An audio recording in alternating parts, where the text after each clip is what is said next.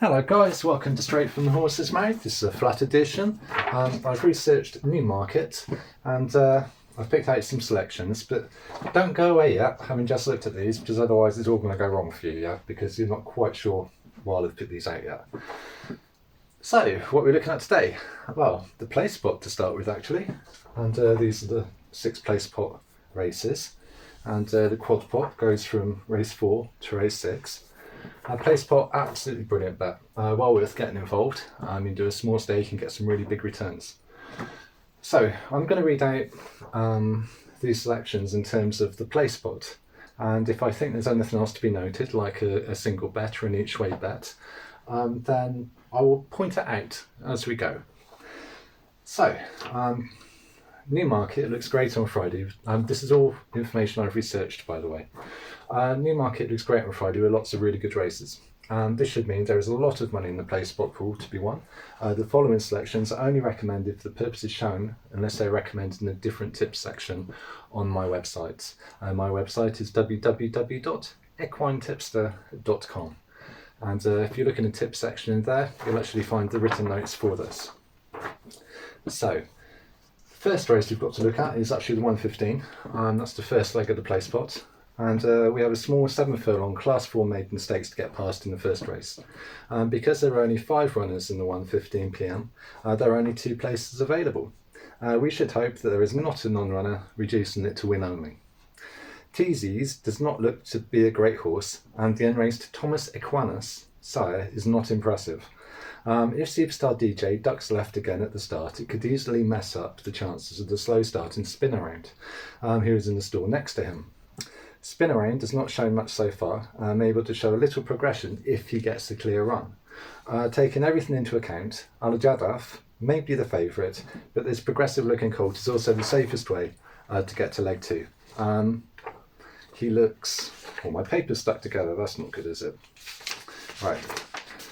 He looks destined to win and should enjoy his turf debut as Sharmadal progeny, preferred turf to the all-weather. So, it's the first selection in the Placepot, and that's not recommended for any other purpose. It's a very short price favourite, and it's not really worth getting into. The second one is a Soft Whisper, and this is the second leg of the Placepot. And the second race of the day at 150 gives us 3 places to aim for. The filly with no official rating, Adaba, won well last time out in a decent time, winning a Class 5 Norwich Stakes, and is a different position to winning the listed race. Next we need to see who is out of the depth according to the ratings and strike those off. That leaves us 6 to consider. Of the older horses, I can't see Memora giving Soft Whisper £4, and I feel Ulna needs to redeem herself a little and would not be the best of choices. Feet-Rat looks interesting as she has been placed in listed company previously. I think Charlie Appleby's Wedding Dance looks good, but it is likely to be the favourite, which is not useful to us. She came second in a Group 2 at Deauville, August 2020, and has not been seen since, which is a bit of a concern. This leaves us Feet-Rat, Soft Whisper, and Dubai Love. Dubai Love is a good filly, but has had time off due to a wind operation. Between Feet-Rat and Soft Whisper, I prefer Soft Whisper, who I think could win this race at a decent price. She has been off for a while, but Saeed will have her fit as a fiddle. She has previously won a listed race, which was the UAE 1000 Guineas, and has contested in some really big races. She'll welcome the drop down in class. So we've got Soft Whisper, and Soft Whisper I would actually put up as each way bet, and that would be 8 to 1, and that's with William Hill. It's a fifth of the odds for the first 5 places. So, and as I say, that's each way. And the next one we're going to talk about is actually the 225. And the 225 presents the Fillies and Mares Group 3 to decipher. 3 places are available to get us into the next race. In the first leg of the Quadpot, which this is the first race of the Quadpot, Saida looks just the type to take us through to the next stage. She is a course and distance winner, albeit not at group level. And these pages are really sticky today, I don't know why. Right, she was keeping on strongly at the end of the last race she had here, and seems to enjoy this trip. Last time at Deauville, she contested the Group 3 that was run quite slowly, and she may just have needed a bit more pace. I never know what to think of the Deauville races, because sometimes they can be run quite slowly, and you can have they can saunter along and then rush at the end, so it's difficult. She also lost out in the last 75 yards, suggesting 1 mile 4 is better for her than a mile 4.5 furlongs. Charlie Appleby is in sensational form, and I would like to believe this filly can win the race. William Buick being in the saddle gives me extra confidence she can get the job done. It won't be an easy race to win, as there are some really good horses, including the brilliant Alba Flora. But I think Saida can do it, which means at the price, she is a great pick for the Placepot. So, this is Saida, and Saida, I'm putting up each way. And that's actually 6 to 1. And you'll find that with William Hill, and it's a fifth of the odds for the first 4. So, the next one we're going to talk about is the 3 o'clock, which by this stage is leg 4 of the Placepot and leg 2 of the Quadpot. Okay, so 3 places available in the 3 p.m, which is always useful, especially with 2-year-old races like the 7 furlong fillies Group 2. On first impressions, this race looks to be a bit of a minefield, but after looking at it a bit further, you begin to realise that there is some clear selections. So, the first thing is to work out who is well in and who is well out, according to the official ratings. That leaves us about 6 horses to look through. The Class 4, Girl on Film, looks good form, and I think I meant to put the Class 4 race, Girl on Film 1, looks good form as she won Going Away, but the time wasn't great, suggesting she wasn't really challenged. She did win her first race though, which is commendable, but she'll have trouble winning the Group 2 off the back of that, even with Dettori working his magic. She might get placed, but at this stage of her career it's hard to tell how good she really is. Cache looks a bit out of her depth recently. I'm not a fan of Oscula, as I have trouble believing the French form is as strong as it could be. This leaves Hello You, Romantic Time and Majestic Glory to choose from. Hello You only just failed to land a 7 furlong Group 3 last time out, losing by 1 3/4 lengths when coming 4th at Goodwood, when she became briefly short of Ream. She performs consistently well at group level and has been placed twice over 6 furlongs, once at Group 2 and once at Group 3 level. She has only raced once at 7 furlongs though. At the time of writing, Romantic Time's price is drifting, and the step up in trip should suit, and she won a 6 furlong Group 3 readily in a good time at the beginning of September. However, Majestic Glory is a bit of an eye-catcher due to the way she beat Wild Beauty in a Group 3, who then proceeded to bolt up next time in Canada and won a 1 mile Group 1 easing down.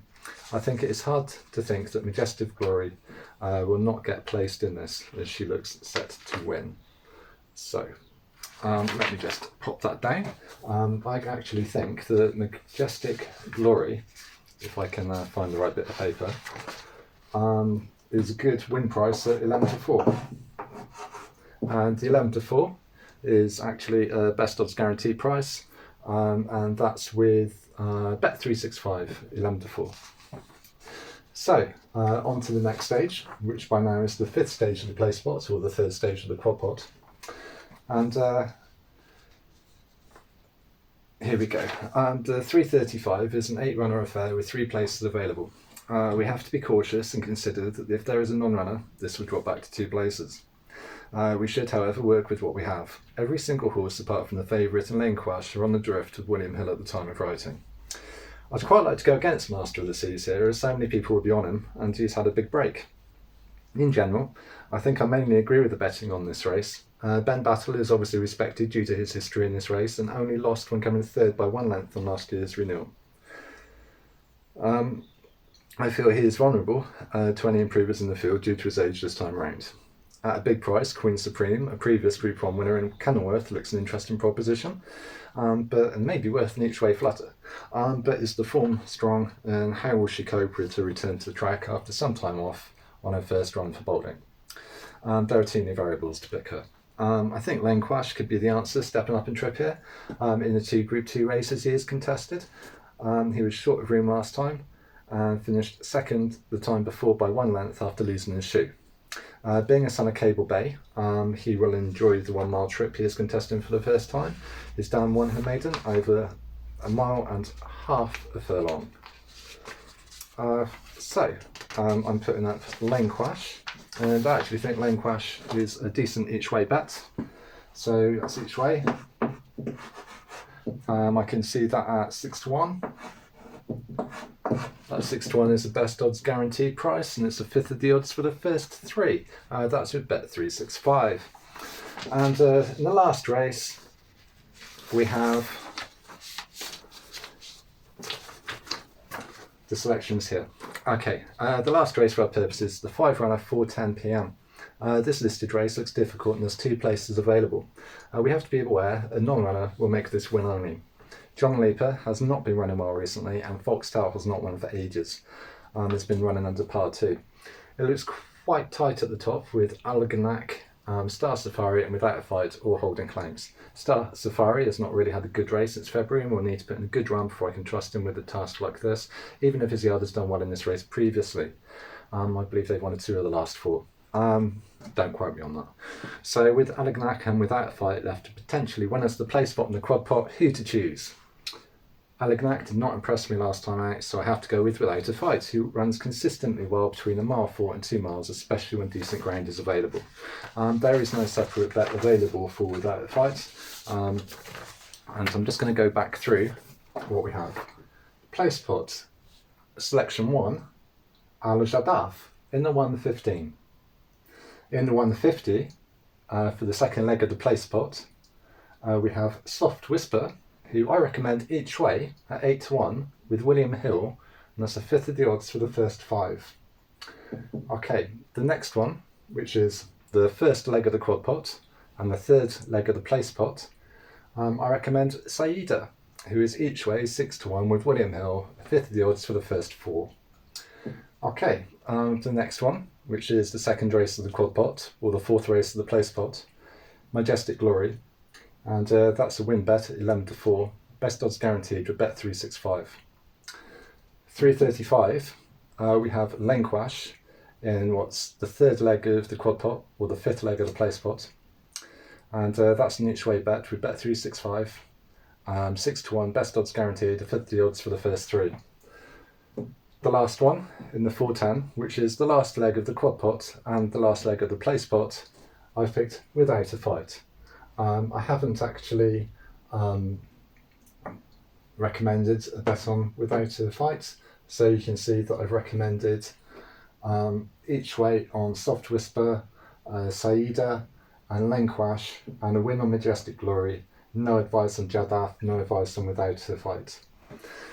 Okay, now a quick word about the Placepot and the Quadpot.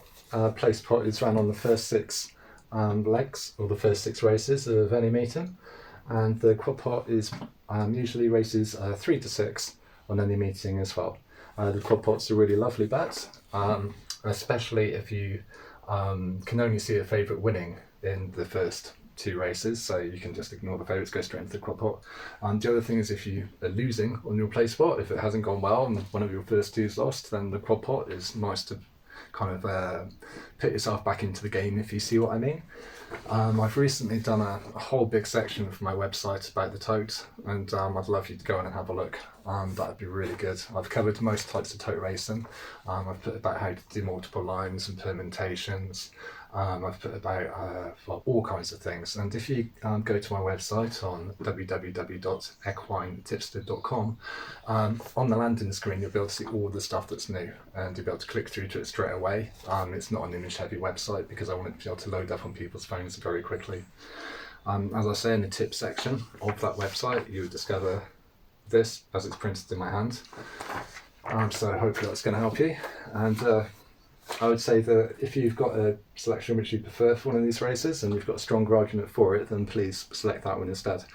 This is about trying to win the Placepot at the end of the day, trying to win the Quadpot, and just trying to give us some fun and try to win some money, yeah? So if you like this video, then thumbs up. If you dislike the video, then a thumbs down, and I'd love it if you subscribed. And that would mean that you get my tips into your feed, so I can try and win you some money. So thanks very much for watching. Please bet responsibly and best of luck, guys.